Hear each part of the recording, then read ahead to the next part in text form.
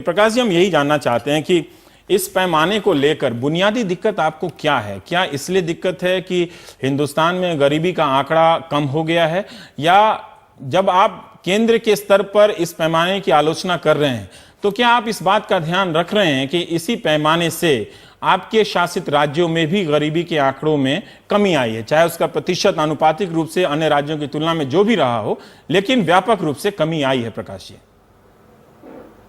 पहले तो बात है कि ये कोई बीजेपी ने विरोध किया और बाकी सबने प्रशंसा किया, ऐसा विषय नहीं है जी।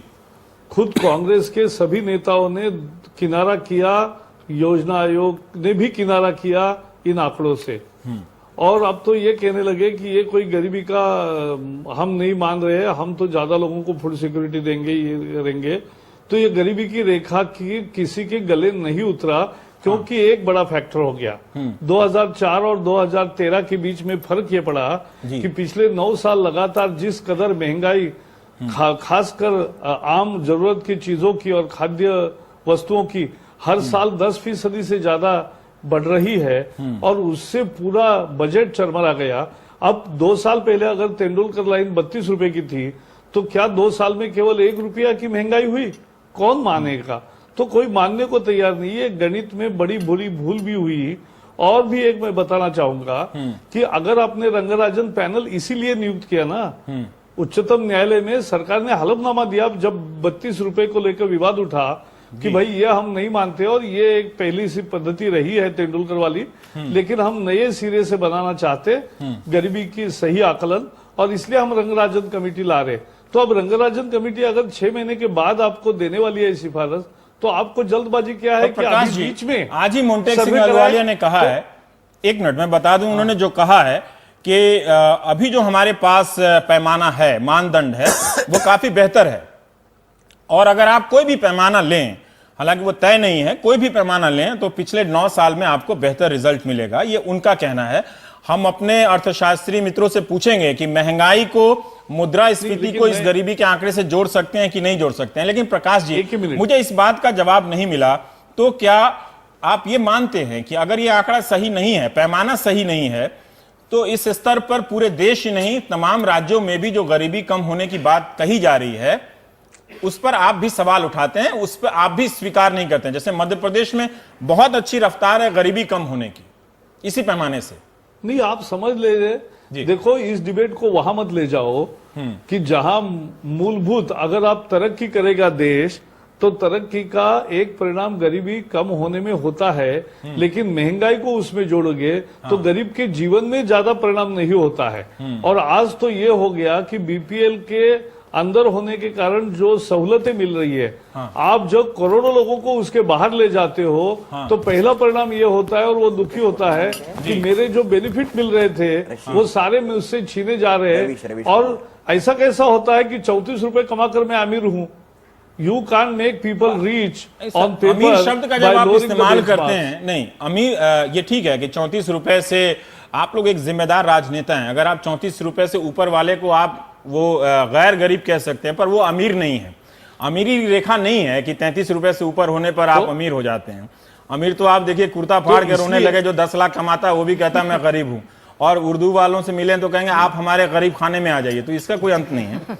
लेकिन मैं सर ये जानना चाहता हूं कि आप महंगाई का एक पॉइंट जोड़ रहे हैं, ठीक है, लेकिन तो क्या माना जाए, आप ग्रोथ पॉलिटिक्स की बात करें प्रकाश जी, तो फिर इस ग्रोथ पॉलिटिक्स से जो मौजूदा पैमाना है उसके हिसाब से कहीं भी देश में कहीं भी गरीबी कम नहीं हुई। जिस पॉलिटिक्स को आप भी एंडोर्स करते हैं और कांग्रेस भी एंडोर्स करती है। जी नहीं, ऐसा नहीं है, आप समझ लीजिए। अच्छा, गरीबी दूर होना चाहिए, और तरक्की अगर सही दिशा में करेंगे, जल्दी तेजी से करेंगे तो गरीबी कम होती है। लेकिन अब उसके कॉन्टेक्स्ट होते हैं। आपने 71 में नारा दिया कि गरीबी हटाओ, अब 42 साल हो गए, उसमें 32 साल कांग्रेस का राज रहा, फिर भी गरीबी क्यों नहीं समाप्त हुई? ये भी एक लाजमी सवाल है। और दूसरा सवाल ये बनता है कि गरीब के जीवन में जो उसके एस्पिरेशंस है, और क्या आपने ग्रोथ के साथ इक्विटी लाई है?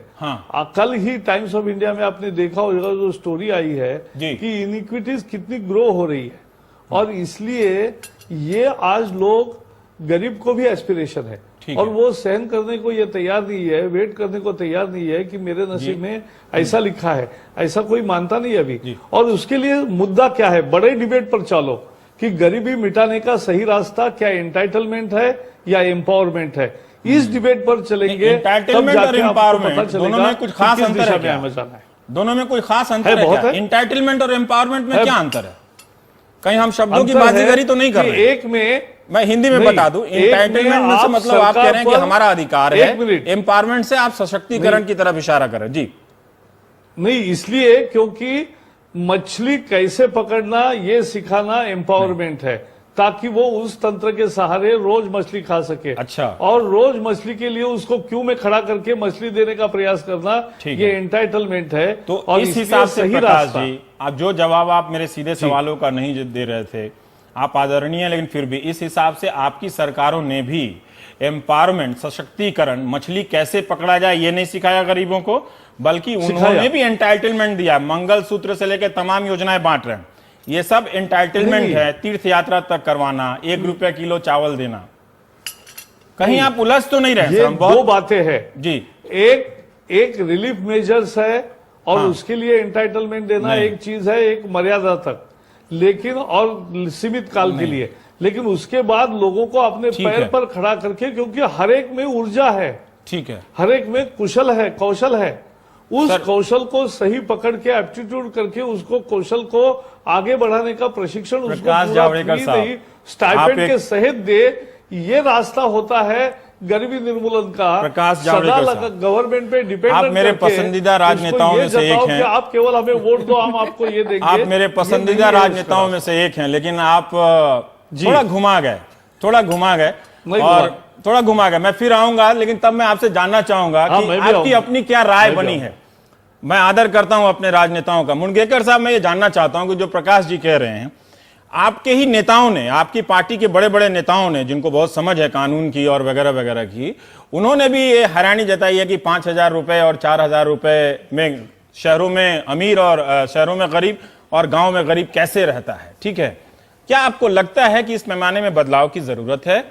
और अगर इस पैमाने में समस्या है, तो ये जो हम श्रेय ले रहे हैं आपकी तरफ से कि भारत देश ने गरीबों की संख्या में कमी कर दी है, कोई 13.8 करोड़ की, वो श्रेय फिलहाल नहीं लेना चाहिए। मैं आपसे शुरू में एक बात बताना चाहता हूं कि वो जो एनएसएसओ का सर्वे पर, जिस पर ये पॉवर्टी एस्टिमेट की रेखा तय की जाती है, वो हमेशा 5 बरस के बाद की जाते हैं। 9-10 पर जो एनएसएस ने 5 बरस का सर्वे किया था, वो ड्राउट ईयर था, नॉर्मल नहीं था। इस वास्ते 11-12 साल उनमें नियुक्त किया, जिसका 68 राउंड है।